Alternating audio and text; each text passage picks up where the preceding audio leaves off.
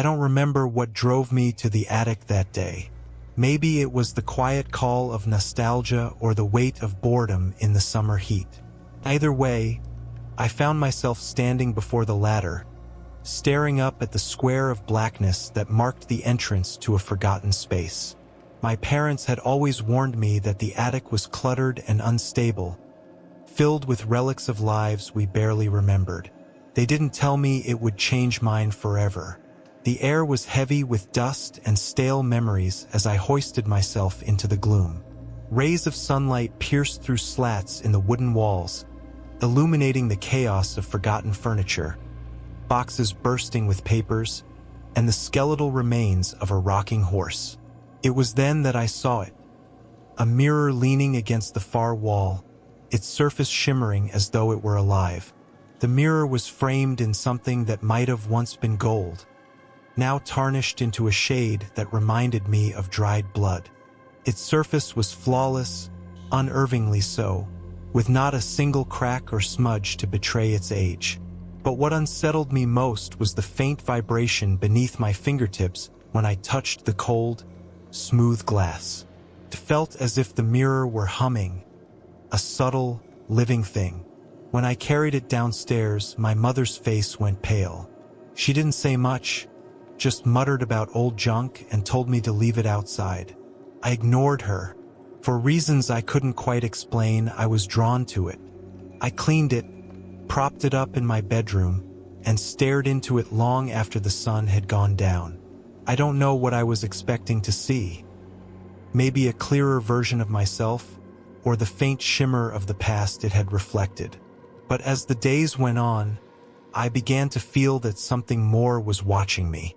At first, it was nothing more than strange rustlings at night, like paper dragging across the floor or whispers so faint I convinced myself they were figments of my imagination. Then came the weight, the heavy, suffocating sense that eyes were on me, even when I was alone. I'd find myself turning to the mirror at odd hours, catching flickers of movement that disappeared the second I focused on them. The night it all came to a head, I woke to find the mirror glowing faintly. The glass rippled as though it were water, and for a split second, I thought I saw my reflection wink at me. My body moved before my brain could catch up. I fled the house in a frenzy, my chest heaving with panic. When my parents found me in the yard, blood coated my hands and shirt. They thought I was hurt, but I had no wounds to show.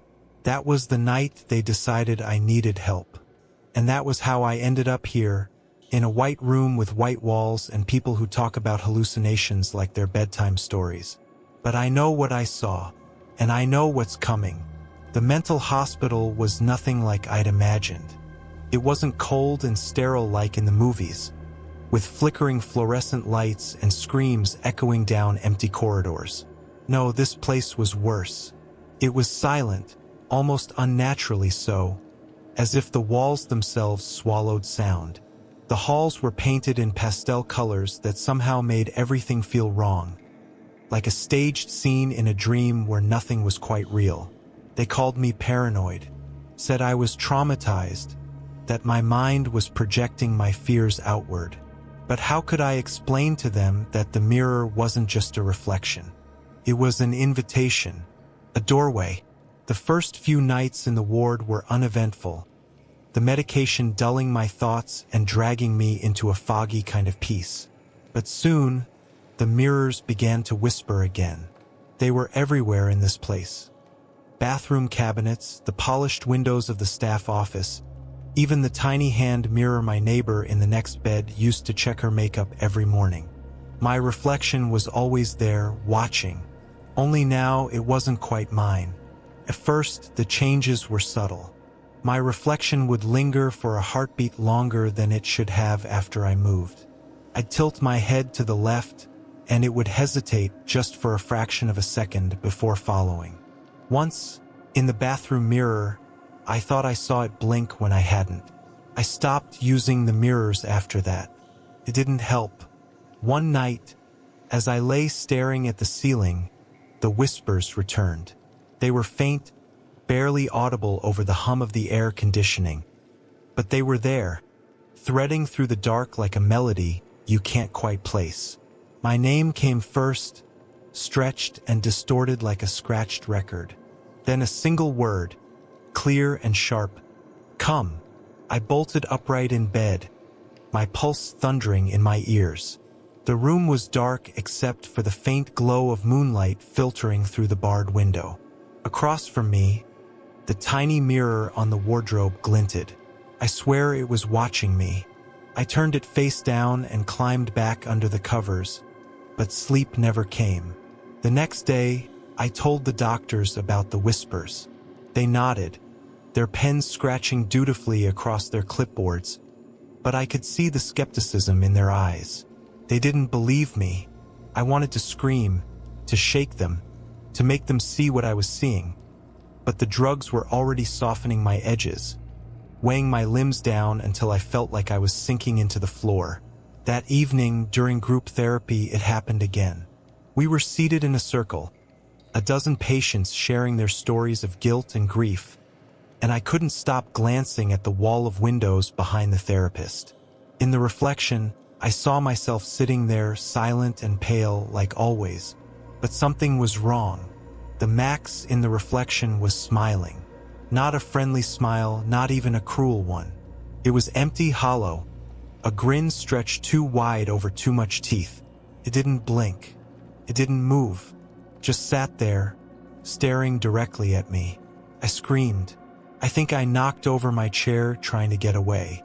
The therapist's voice became a blur of soothing tones and commands, but I couldn't hear her over the pounding in my skull. They pulled me out of the room, their hands gripping my arms like vices, and dragged me back to my bed. Through it all, I couldn't stop staring at the window, watching my reflection watching me. The grin never faltered. I avoided mirrors after that. At least I tried to. But you never realize how many reflective surfaces surround you until you're desperate to escape them. The brushed steel of the bathroom faucet, the polished glass of the nurse's station, even the faint sheen of the waxed floor. It was everywhere, and it always caught me off guard. My reflection was always there too, lurking, waiting. It didn't smile anymore, not like it had in the therapy room. No, now it watched me with a quiet, unnerving intensity, its eyes fixed on mine as though it were studying me. Sometimes it was subtle, a faint tilt of the head that didn't match mine, a blink too slow. Other times it was outright defiant. Once, in the dining hall, I caught my reflection staring back at me through a window pane. It stood up when I didn't, brushing non-existent crumbs off its shirt before walking away, fading into the glass like smoke. I couldn't tell anyone. The doctors were already certain I was delusional. Another case of an overburdened mind unraveling. They upped my medication after the therapy room incident, their clinical smiles masking their doubts. The drugs dulled me, slowed me down, but they didn't stop the whispers. "Come back," they would say, soft and insistent. "You belong here." The nights were the worst. The hospital had a strict lights-out policy, plunging the ward into a restless hush broken only by the occasional cough or muffled sob. In that darkness, I could feel it. The mirror in the corner of my room seemed to pulse with a faint, rhythmic energy, as if something on the other side were breathing. Sometimes, I'd hear faint knocks, so light they could have been the wind, except there were no open windows in this place. One night, I woke to find the mirror covered in cracks. Jagged lines spiderwebbed across the glass, distorting my reflection into something monstrous. For a moment, I thought I was free, that whatever power the mirror held had been shattered. But when I blinked, the cracks were gone. The surface was smooth, pristine, and my reflection, it wasn't there. I stared at the empty glass, my heart thundering in my chest. Where was it? Where was I? I pressed my hand to the mirror, half expecting my reflection to reappear, to mimic my terror. But the glass was cold and unyielding, and the figure staring back at me didn't exist. I don't remember falling asleep that night. When I woke, the mirror was normal again, and my reflection was back, watching me with those two still eyes. That morning, I learned the first of my wardmates had vanished. His name was Eric, a quiet man with a nervous habit of wringing his hands. He wasn't in his bed during morning roll call, and none of the staff seemed to know where he'd gone. They checked the cameras, called his family. Nothing. His belongings were still in his room, untouched, but Eric was gone. The rest of the patients whispered about escape, about how he must have slipped past the guards in the dead of night. But I knew better. I'd seen the cracks in my mirror. I'd heard the whispers calling him, just as they were calling me. The mirror didn't just watch. It hunted. The staff didn't speak about Eric's disappearance after that first day. They assured us that everything was under control, that the facility was secure. But their assurances did little to ease the tension in the ward. It was in the way they checked the locks on our doors twice as often, how their eyes darted to the corners of the room as if expecting something to emerge. The others started to notice things too. Maggie, the elderly woman who rarely spoke, whispered to me during group therapy that she'd seen her reflection crying in the bathroom mirror. "I wasn't crying, though," she said, her voice trembling. "It was me, but it wasn't." Her words felt like an accusation, though I couldn't say why. I avoided her after that. The cracks started to appear more often, not just in the mirror by my bed, but in the reflective surfaces around the hospital. The polished floor in the hallways was a mess of jagged lines one day, only to appear perfectly smooth the next. The nurses blamed it on a cleaning mishap, but I saw their hands shake as they spoke. I knew they were lying. It wasn't just the cracks. The whispers grew louder, more insistent, threading through the silence like an unseen predator circling its prey. "Come closer. Let us in." One night, as I lay staring at the ceiling, I heard the sound of glass breaking.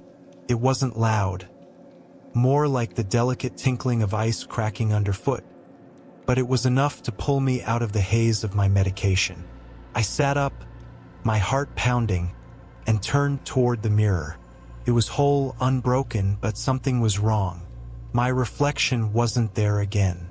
The empty glass stared back at me, an abyss of darkness that seemed to stretch far beyond the walls of my room. Then the voice came, low and rasping, as if carried on a cold wind. "Max y froos." The word wasn't a whisper. It was a command, heavy with authority, like it had been spoken by something ancient and terrible. The glass rippled as if it were water, and for a moment, I thought I saw a shape, a figure pressing against the other side, its outline blurred and indistinct. Couldn't look away.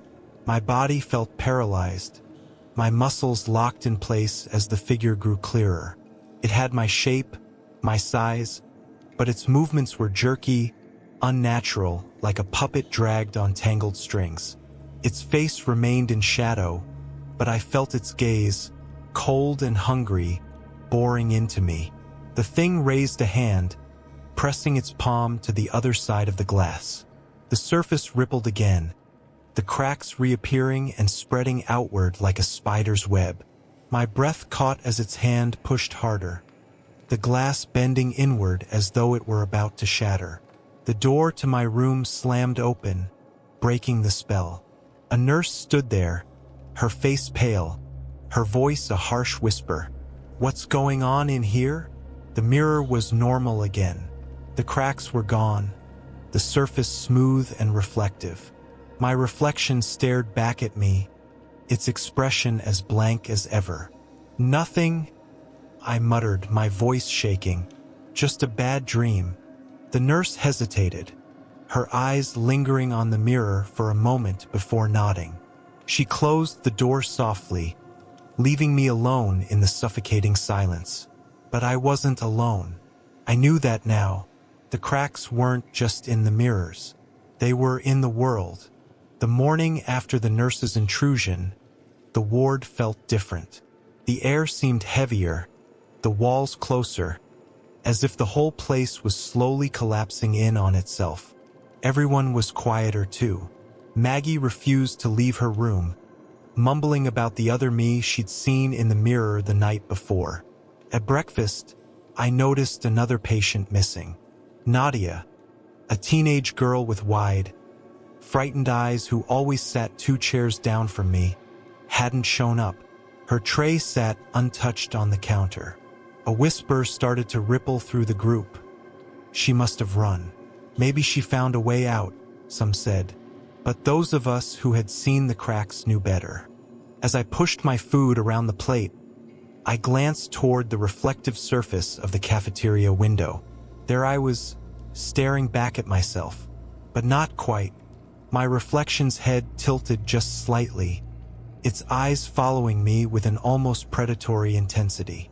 It smiled then, a slow curling of lips that didn't match the neutral expression on my real face.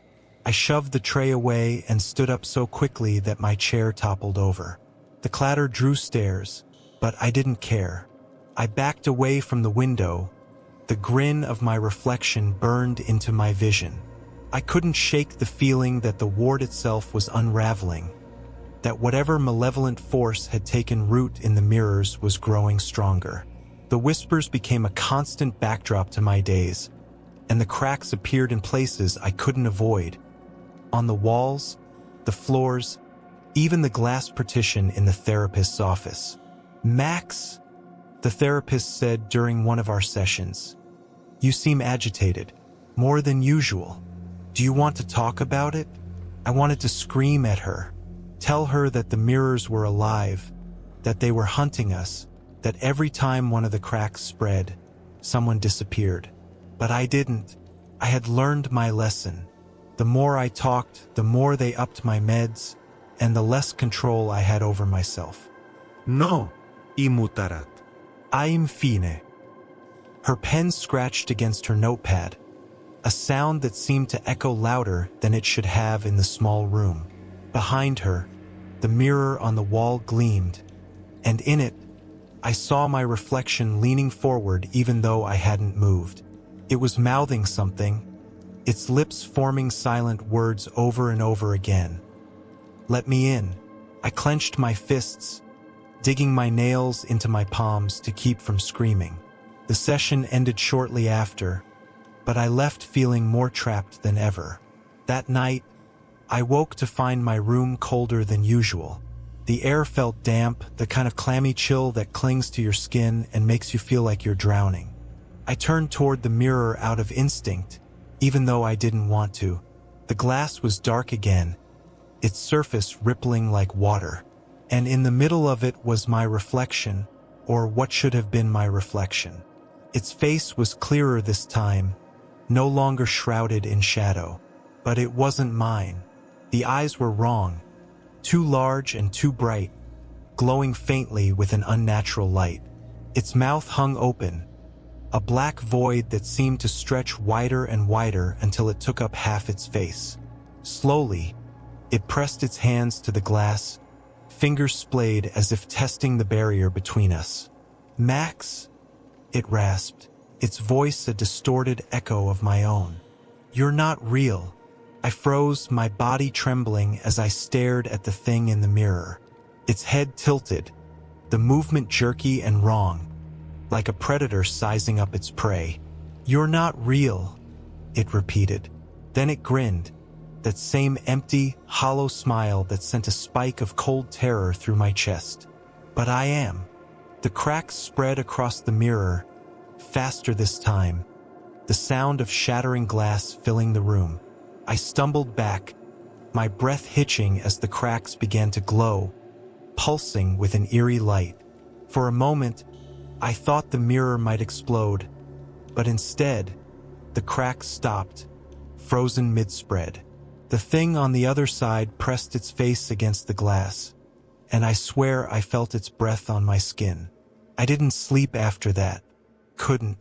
I sat huddled in the corner of my room, as far from the mirror as possible, my eyes locked on its smooth surface. The cracks had disappeared, but the memory of them lingered. The thing inside me, but not me, hadn't come through. Not yet, but I could feel it waiting. Morning came sluggishly, dragging pale gray light into the room. The nurses opened the doors for roll call, their voices sounding hollow against the walls. My name was called. I muttered a response, my gaze still fixed on the mirror. The reflection seemed normal now, though I knew better than to trust it. It wasn't until breakfast that I realized something was wrong. The room felt emptier than usual. I scanned the faces at the long table, searching for the familiar faces of my wardmates. Maggie, Paul, Thomas. None of them were there. My stomach churned as I approached one of the nurses. She was tall and stern-looking, her face carved from stone. Cleared my throat. Where is everyone? Maggie, Paul. They're not here. The nurse glanced at me, her expression unreadable. Transferred, she said curtly. Transferred where? That's not your concern, she snapped, turning away before I could press further. I watched her retreat, a sick feeling pooling in my gut. Transferred. It was a lie. I knew it as surely as I knew the thing in the mirror was watching me. Maggie hadn't been transferred. Neither had Paul or Thomas. They were gone, taken. By the time lunch rolled around, half the ward was empty. Beds that were filled the night before now stood stripped and bare. Their occupants vanished without explanation. The remaining patients whispered to each other in hushed tones, their eyes darting nervously to the mirrors lining the walls. We're next, one of them murmured, a thin man with shaking hands and a voice that quivered like a broken string. It's taking us, one by one. I didn't respond. What could I say? He was right. That night, I barricaded the mirror with the small dresser from the corner of my room. It wasn't much, but it made me feel marginally safer, as if the flimsy wood could hold back whatever was clawing at the other side of the glass. I sat on the bed, knees tucked to my chest, and waited. The whispers came again, louder this time. They seeped into the room from every corner, voices layered upon voices, calling my name. Max? Come closer. You belong here. The dresser rattled against the floor, vibrating as though something on the other side were pounding against it. My heart thudded painfully in my chest, and I pressed my hands over my ears, trying to block out the sound. It didn't work. The whispers grew into a cacophony, a symphony of overlapping voices that seemed to echo inside my skull. The air felt heavier, pressing down on me like a weight, and the walls seemed to close in. Then suddenly it stopped. The room fell silent. Cautiously, I uncovered my ears and turned toward the dresser. It was still in place, the mirror hidden from view. I let out a shaky breath, relief washing over me in a wave. That's when I saw the glow. Faint at first, like the dying ember of a fire, it seeped out from the edges of the dresser, spreading across the walls like liquid light. The mirror's surface was glowing again, and this time, the cracks were spreading faster than ever, jagged lines racing across the glass with a sound like bones snapping. And then I heard it, a voice, low and guttural, echoing from the depths of the mirror. Your turn.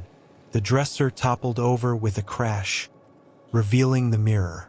The cracks pulsed with light, and the surface rippled as the thing inside pushed against it.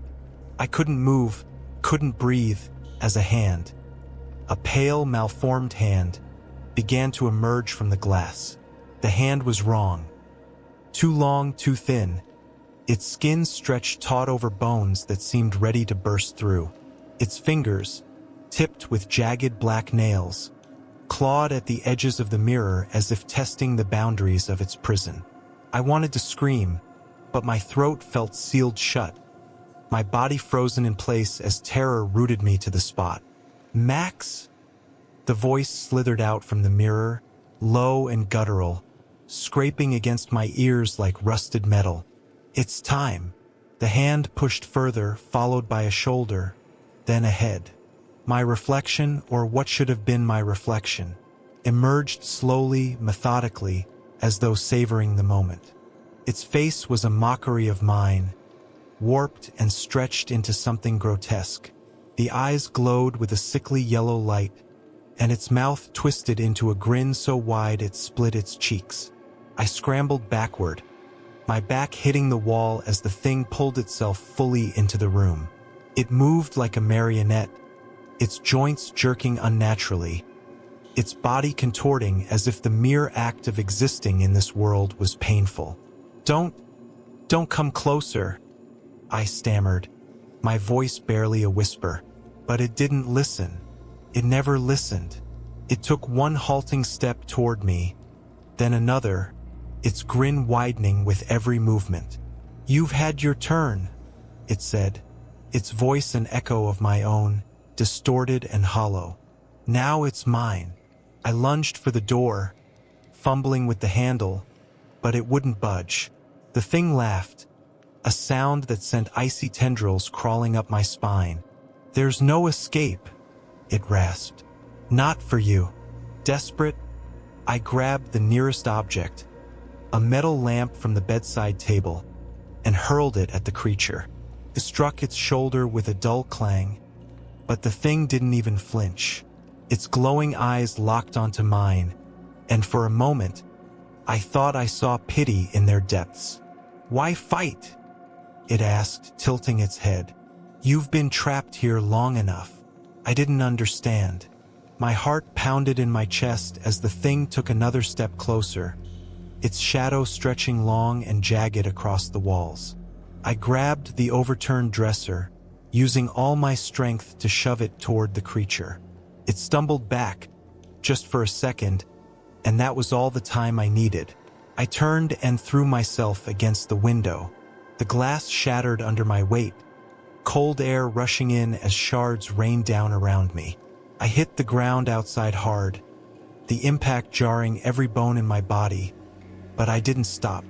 I scrambled to my feet and ran, my breath coming in ragged gasps as I fled into the night. The hospital loomed behind me, its windows dark and silent. I didn't dare look back. I didn't dare think about what might be following me. All I knew was that I had to get as far away as possible, to escape the thing that had crawled out of the mirror and stolen my face. I ran until my legs gave out, collapsing in a tangle of weeds at the edge of a dense forest. The air was cold and damp, heavy with the scent of earth and decay. I lay there, trembling, trying to catch my breath, when I saw it. In the puddle by my feet, my reflection stared up at me. But it wasn't mine. Its eyes glowed yellow, its grin sharp and mocking. "Your turn," it whispered. I scrambled away from the puddle, dirt clinging to my palms as I backed into the tangled undergrowth. My breath came in short, sharp gasps, the chill of the night air cutting into my lungs. But no matter how far I crawled, the reflection stayed with me. The puddle stretched unnaturally, its surface rippling with every panicked movement I made. My own face stared back, twisted into a mockery of what it should have been. "Don't run," it whispered, the voice curling around me like smoke. "You can't outrun yourself." I slapped at the puddle, hoping to scatter the image, but the water only rippled, the reflection breaking into fragments before reforming into that same hollow grin. I turned away, staggering to my feet, and ran deeper into the woods. The branches clawed at my skin. Roots reached for my ankles, but I didn't stop. Couldn't. The trees thinned, and I stumbled onto a narrow road, the asphalt slick with rain. In the dim light, I saw my salvation. A car approaching in the distance. Its headlights cut through the dark, illuminating the stretch of road ahead. I threw myself into the center of the lane, waving my arms wildly. The car screeched to a halt, the tires skidding against the wet pavement. A man in his early 40s stepped out, his face a mask of confusion and concern. "Are you all right?" he called, his voice shaky. No. "Please, I need help." I rushed toward him, my words tumbling out in a frantic blur. "Something's after me. It's not me, but it looks like me. Please, you have to get me out of here." The man hesitated, his eyes darting to the trees behind me, and for a moment, I thought he was going to drive off. Then he nodded, gesturing toward his car. "Get in." Relief flooded through me as I climbed into the passenger seat, slamming the door behind me. The man returned to the driver's seat, his hands trembling as he started the engine. "What happened?" he asked, glancing at me with wary eyes. I opened my mouth to explain, but the words caught in my throat. In the rearview mirror, my reflection stared back at me.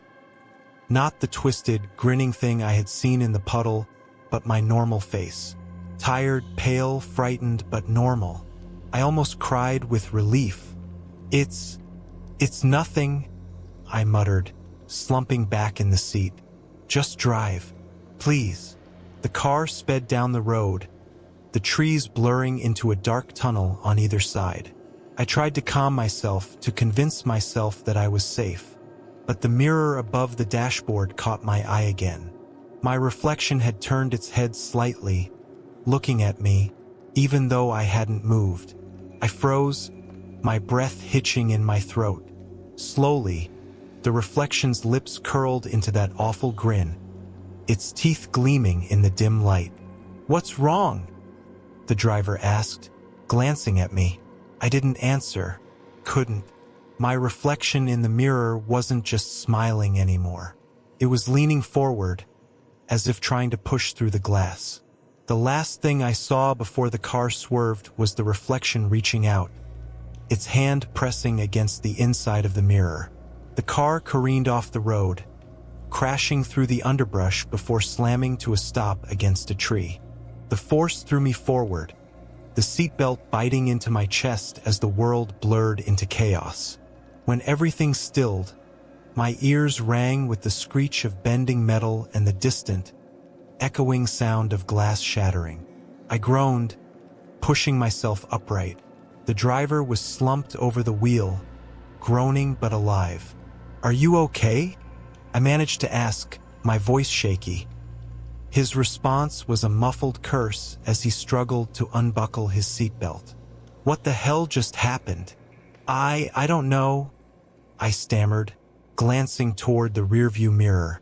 It was shattered, its jagged pieces hanging loosely from the frame. Relief washed over me. If the mirror was broken, then maybe it couldn't follow me. But then I saw it. In the cracks of the broken glass, tiny fragments of my reflection moved. They didn't match me. They writhed and twisted, their distorted faces splitting into grins that sent ice down my spine. "Get out of the car," I whispered, fumbling with the door handle. "We have to get out now." The driver gave me a confused look. "What are you talking about? We need to get out," I screamed, shoving the door open and stumbling into the darkness. The cold night air hit me like a slap, but I didn't stop.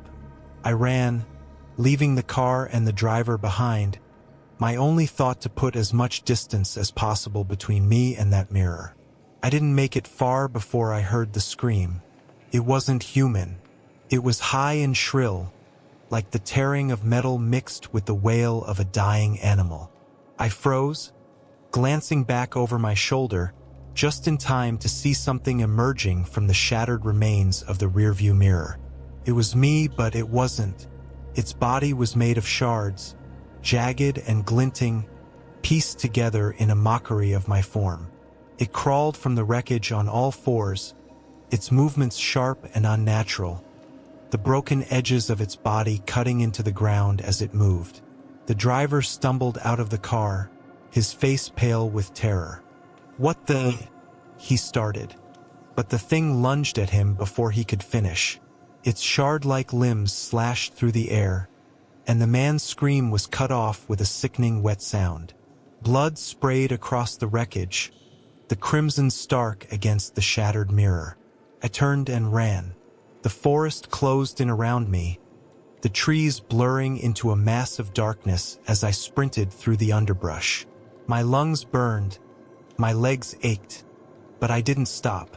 The sound of breaking glass followed me, sharp and relentless, growing louder with every step. It was chasing me. I stumbled into a clearing, my heart pounding as I searched for an escape. The moonlight illuminated a small pond in the center, its surface still and glass-like. I froze, the sight of my reflection staring back at me from the water. It wasn't grinning this time. It was screaming. I backed away, my breath coming in short, panicked gasps. The sound of cracking glass was closer now, the thing closing in. I didn't know what to do. I didn't know how to stop it. The pond's surface rippled, and my reflection began to move, its hands pressing against the water as though it were a barrier. Its mouth opened, forming words I couldn't hear. Then, in a voice that echoed in my mind, it spoke. "Break it." I stared at the reflection, my chest tightening with fear and confusion. "What? Break the mirror?" It repeated, the words slicing through my thoughts. "It's the only way." The thing burst into the clearing behind me, its jagged form catching the moonlight. I didn't have time to think. I grabbed a rock from the ground and hurled it at the pond with all my strength. The water shattered like glass, the reflection disappearing into 1,000 rippling fragments. A piercing wail filled the air, and I turned to see the thing collapsing, its body breaking apart into shards that disintegrated before they hit the ground. Silence fell. I sank to my knees, trembling as the pieces of the shattered pond floated around me. The reflection was gone. The thing was gone, but I knew it wasn't over. I don't know how long I sat there by the pond, trembling in the cold night air. The forest seemed to breathe around me, every rustle of leaves or snap of a branch sending a jolt of fear through my body. The shards of the shattered water had disappeared, but the ripples on the pond remained, glowing faintly in the moonlight like liquid glass. For the first time in what felt like hours, the whispers were gone. The oppressive presence that had clung to me since I first touched that cursed mirror in the attic seemed to have faded. But deep down, I knew better. It wasn't over. Not yet. The air shifted around me, heavy and electric, and I felt it before I saw it. A shadow stretching across the clearing, long and thin, like fingers reaching for my neck. My head snapped up, my eyes darting toward the trees. It was back. Not in the same form, not as the jagged reflection that had crawled from the shattered car mirror, but as something darker, more nebulous. The thing hovered just beyond the tree line, its shape constantly shifting, flickering between a human silhouette and a black mist. Its eyes, bright, glowing orbs, burned into mine. "You broke the mirror," it said, its voice a low growl that seemed to vibrate through my chest. "But you cannot break the reflection." I stumbled to my feet, my legs weak and unsteady. "What do you want?" I shouted, though my voice cracked under the weight of my fear. It tilted its head, the movement slow and deliberate. "To take what's mine." "I'm not yours," I screamed, backing toward the pond. My foot slipped on the wet earth and I nearly fell, but I caught myself just in time. The thing laughed, a sound like glass shattering over and over again. "You don't understand, do you?" it said. "You've been mine since the moment you looked into the mirror, since the moment you let me in." My heart raced, my mind scrambling for answers, for a way out. "You can't have me," I whispered, though the words felt hollow. "I won't let you." It didn't respond. Instead, it began to move, gliding toward me with an unnatural grace. The shadows stretched and warped around it, swallowing the moonlight as it came closer. Desperation surged through me, and I turned back to the pond. The water was still rippling, the faint glow of its surface casting eerie patterns on the ground. I didn't know what I was doing, but instinct took over. I grabbed another rock and hurled it into the center of the pond. The impact sent a shockwave through the clearing, and for a moment, everything stopped. The creature froze, its glowing eyes narrowing as the ripples in the pond began to pulse, growing brighter and brighter until the entire clearing was bathed in a blinding white light. A sound filled the air, not a scream, but a resonant hum that seemed to come from the earth itself. The creature recoiled, its form flickering wildly as if it were being torn apart. It let out a guttural roar, a sound of rage and agony, before it dissolved into nothingness, the shadows collapsing inward like a dying star. The light from the pond dimmed, the ripples fading until the water was smooth and dark once more. I collapsed to the ground, my chest heaving as the silence of the forest returned. It was over, or at least I thought it was. But when I looked into the pond, my reflection was there again, staring back at me. It was normal this time.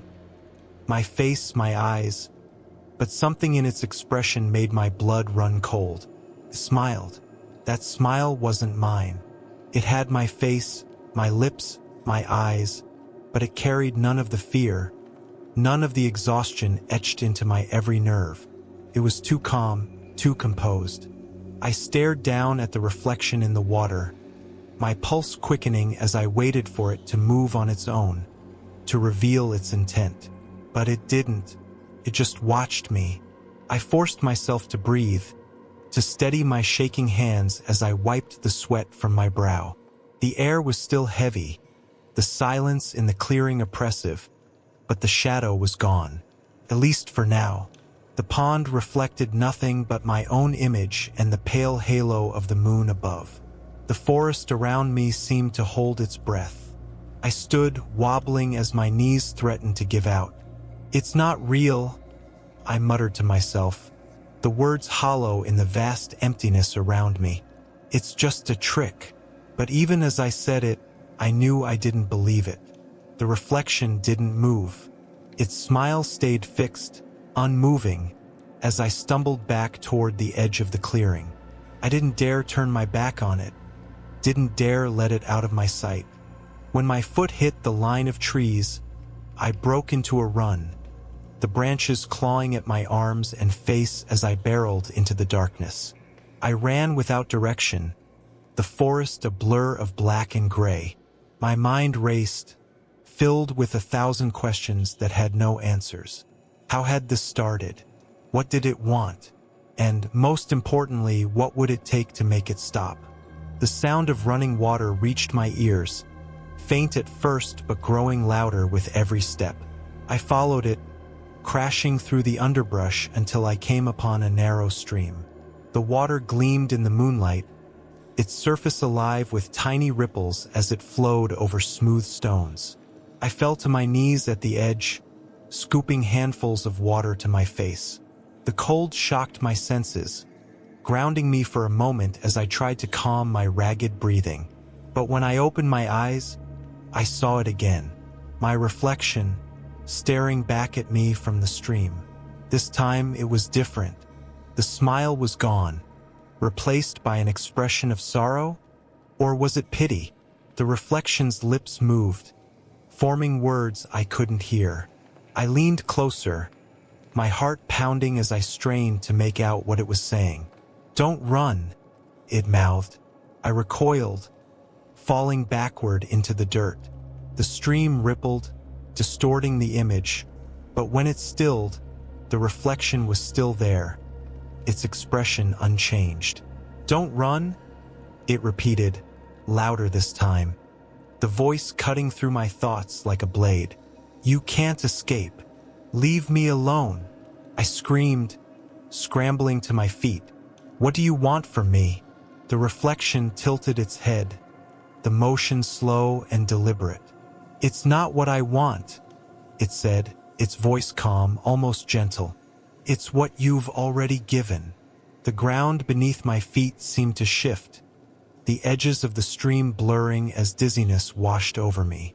I tried to steady myself, to focus on anything but the face in the water, but it was impossible. The reflection leaned closer, its eyes locking onto mine. "You let me in, Max," it whispered. "Now there's no way out." The stream began to glow, the water churning as cracks spread across its surface, just like the mirror. I stumbled back, the noise of breaking glass filling my ears, and then darkness. When I opened my eyes, I was somewhere else. The forest was gone, replaced by an endless expanse of gray mist that swirled around me like smoke. The air was heavy and cold, carrying a faint metallic tang that made my skin crawl. My breaths echoed unnaturally, as though the sound were bouncing off invisible walls. I turned in slow circles, trying to make sense of my surroundings. There was nothing. No trees, no stars, no landmarks. Just an infinite void of shifting shadows and pale light. My footsteps made no sound as I took a cautious step forward. Then another. "Max," the voice came from everywhere at once, low and resonant, vibrating through my chest. I froze, my heart pounding as I scanned the mist. I couldn't see anything, but I could feel it. The same presence I'd felt in the mirror, in the pond, in every crack and ripple that had haunted me since the attic. It was here with me now, closer than ever. "What do you want?" I shouted, my voice trembling. For a moment, there was only silence. Then, the mist parted, and a figure stepped forward. It was me, but it wasn't. The figure's face was mine, every detail a perfect replica. But its eyes glowed faintly, the same sickly yellow light I'd seen before. Its movements were too smooth, too deliberate, as though it were a predator stalking its prey. It smiled, that same hollow, mocking grin that had haunted me since the beginning. "What do you think, Max?" it asked, its voice an echo of my own, layered with something deeper and darker. "You invited me in, remember? You let me see your world. Now I'm here to stay." "No," I whispered, shaking my head. "You're not real. You're just a reflection." The thing laughed, a sound that sent shivers down my spine. "A reflection of what?" it asked, taking a step closer. "Of you? Of your fears? Your failures? Or maybe I'm what you've always been." "Stay away from me," I shouted, stumbling backward. It stopped, tilting its head as though studying me. "You don't understand," it said, its voice softer now, almost pitying. "You can't fight me, Max. You can't run. You let me in the moment you touched that mirror, the moment you let yourself wonder what was on the other side." The mist around us began to shift, shapes forming in its depths. I saw glimpses of my life, my bedroom, the attic, the hospital, the faces of my parents, the doctors, the patients who had disappeared. Each image rippled and fractured like glass, breaking apart before my eyes. "This is my world now," the reflection said, spreading its arms. "And soon it will be yours." No. I screamed, lunging toward it. I didn't think, didn't plan. My body moved on instinct, driven by pure desperation. I collided with the figure, my hands locking around its throat. The reflection didn't resist. Its grin widened as its skin began to crack beneath my fingers, tiny shards falling away to reveal an endless void beneath. "You can't destroy me," it whispered, even as its form began to dissolve. "I am you." The cracks spread, consuming the reflection, until all that was left was the mist. I fell to my knees, gasping for air as the void closed in around me. Then I heard it, a faint sound, like the shattering of glass, echoing from somewhere far away. The mist began to thin, the world around me breaking apart. And then I was falling. The sensation of falling was endless. I wasn't falling through space. I was falling through time, through memories, through fragments of a life I barely recognized. Images flickered past me, brief and sharp, each one like a shard of broken glass catching the light. I saw the attic, the mirror gleaming in the dim light. I saw my bedroom, the way the glass reflected something just a fraction off. I saw the hospital, the cracks spreading like a spider's web. And I saw them, my reflection, but not mine, staring back at me from every surface, every shadow. I wanted to scream, but my voice was gone, swallowed by the void. The images moved faster, blurring together into a kaleidoscope of fractured memories. And then, as suddenly as it began, it stopped. I hit the ground with a jarring thud, the impact knocking the air from my lungs. For a moment, I lay still, dazed and disoriented. The ground beneath me was cold and smooth, like polished stone, and the air carried a faint metallic tang that set my teeth on edge. Slowly, I pushed myself up, blinking against the dim light. I was in a room, a large, circular chamber with walls made entirely of mirrors. They stretched from floor to ceiling, their surfaces pristine and gleaming, reflecting me from every angle. But none of the reflections moved. I stared, my breath catching in my throat as I realized what I was seeing. Each version of me stood frozen in place, their eyes fixed on me. They didn't blink. They didn't breathe. They just watched. "Where am I?" I whispered, my voice trembling. "You're home." The voice came from everywhere and nowhere, echoing through the chamber like a ripple in the air. I turned in a frantic circle, searching for the source, but there was no one there. Only me, dozens, hundreds of versions of me, each one staring back with an intensity that made my skin crawl. "Why?" I shouted, my voice bouncing off the mirrors. "Why are you doing this to me?" One of the reflections moved. It was subtle at first, a slight tilt of the head, a shift in posture. Then another moved, and another, until all of them were twisting and contorting, their faces splitting into grotesque grins that didn't belong on any human face.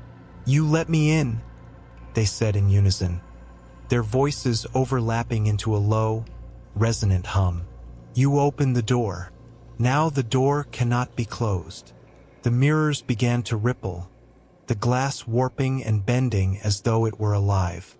The reflections moved closer, their hands pressing against the surface from the other side. "You can't escape," they whispered. "You are already here." No. I stumbled back, my heart pounding as the glass cracked beneath their hands. The cracks spread outward, glowing faintly, and I realized with a sickening certainty that they weren't trying to escape. They were trying to pull me in. I turned, searching for a way out, but the chamber had no doors, no windows. There was only the glass, and the reflections, and the growing cracks that pulsed like veins. "Stop!" I screamed, but the reflections didn't listen. Their hands broke through the surface of the mirrors, reaching for me with long, twisted fingers. I backed away, but there was nowhere to go. The walls were closing in, the cracks spreading faster, the whispers growing louder. And then I felt it, a hand, cold and impossibly strong, wrapping around my wrist. The hand yanked me forward, its grip unrelenting, dragging me toward the fractured surface of the mirror. I clawed at the floor, my nails scraping against the smooth stone, but it was useless. The reflections were everywhere now, their twisted faces leering at me from every angle, their laughter a symphony of madness. No. I screamed, kicking and struggling, but the hand only tightened, its coldness seeping into my skin like frostbite. The surface of the mirror rippled like liquid as I was pulled closer, the cracks glowing brighter and brighter until they seemed to burn into my retinas. "Let me go!" I shouted, twisting violently in its grip. But the voice came again, low and mocking, from every direction at once. "There is no letting go, Max. This is where you belong." The glass swallowed my hand first, its surface icy and viscous, like plunging into freezing water. The sensation spread up my arm, a creeping numbness that left me weak and trembling. The reflections leaned closer, their grotesque grins growing wider as more of me was pulled through. I looked down at my hand as it disappeared into the mirror. On the other side, I saw it emerge, but it wasn't mine. The skin was gray and lifeless, the fingers too long, the nails sharp and blackened. It was as if the mirror had remade me, warped me into something that shouldn't exist. "Please," I whispered, my voice barely audible. "Please don't do this." The reflections paused. For a moment, their grins faltered, replaced by something that almost resembled pity. "You did this to yourself," they said, their voices overlapping in a haunting chorus. "You looked too long. You wanted to know what was on the other side. And now you do." I felt my shoulder pass through the glass, then my chest. The icy numbness consumed me, making it harder to think, harder to resist. The world on the other side was dark, endless, filled with shifting shadows and whispers that curled around me like smoke. And then I saw it. The figure stood in the void, waiting. It was me, but more grotesque than any reflection I had seen before. Its eyes were black pits, its mouth stretched into a gaping maw filled with jagged teeth. It raised a hand in greeting, the gesture slow and deliberate, as if savoring the moment. "Welcome home," it said, its voice my own but twisted into something unrecognizable. No. I screamed again, summoning every ounce of strength I had left. I twisted violently in the grip of the hand, my free arm reaching blindly for something, anything, to stop the pull. My fingers found a shard of broken glass, its edge sharp and deadly. Without thinking, I plunged it into the hand that held me. The thing let out a guttural roar, its grip faltering just enough for me to wrench myself free. I fell backward onto the stone floor, gasping for air as the reflections shrieked in unison. The cracks in the mirrors pulsed wildly, the light within them flickering like a dying flame. The figure in the void lunged for me, its black eyes burning with rage, but the surface of the mirror solidified just before it could break through. The chamber trembled, the mirrors shattering one by one, the fragments raining down around me. I curled into a ball, shielding my face as the world around me crumbled into chaos. And then silence. When I opened my eyes, the chamber was gone. I was back in my hospital room, the sterile white walls glowing faintly in the early morning light. My heart pounded as I sat up, scanning the room for any sign of the mirrors, the cracks, the whispers. But there was nothing. The mirror that had hung on the wall was gone, replaced by a blank space where it once was. Had it been a dream? A hallucination brought on by the meds? My head throbbed with the weight of what I had seen, what I had felt. I touched my wrist where the hand had grabbed me, half expecting to find frostbite or bruises. But my skin was smooth, untouched. The door to my room creaked open, and a nurse stepped in. "Good morning, Max," she said with a forced cheeriness, her eyes scanning me carefully. "How are we feeling today?" I hesitated, unsure of how to answer. "Fine," I said finally, my voice hollow. "I think." She nodded, jotting something on her clipboard. "Good. The doctor will be by shortly. In the meantime, let's get you cleaned up." She motioned toward the small bathroom in the corner of the room. My stomach clenched as I realized what that meant. A mirror. I wanted to protest, to beg her not to make me go, but I couldn't find the words. Instead, I shuffled to my feet, my body heavy with exhaustion, and stepped into the bathroom. The mirror above the sink was smaller than the one in my room, its surface spotless. I avoided looking at it as I splashed cold water on my face, the sensation grounding me. But as I reached for the towel, I couldn't resist. I glanced up. My reflection stared back at me. For a moment it was normal, just me, pale and tired, but whole. I let out a shaky breath, relief flooding through me. But then it smiled. It was subtle, almost imperceptible, but I saw it. The faint upward curve of the lips, the glint in the eyes that didn't belong to me. My blood turned to ice as I stepped back, the towel falling from my hand. "Max?" The nurse called from outside. "Everything okay?" I didn't answer. My reflection tilted its head, its grin widening ever so slightly. "Your turn," it whispered. The sound was faint, barely more than a breath, but it was enough to send me stumbling out of the bathroom. The nurse caught me as I nearly collapsed, her face creased with concern. "Max, what's wrong?" she asked, guiding me back to the bed. "It's still there," I muttered, my voice barely audible.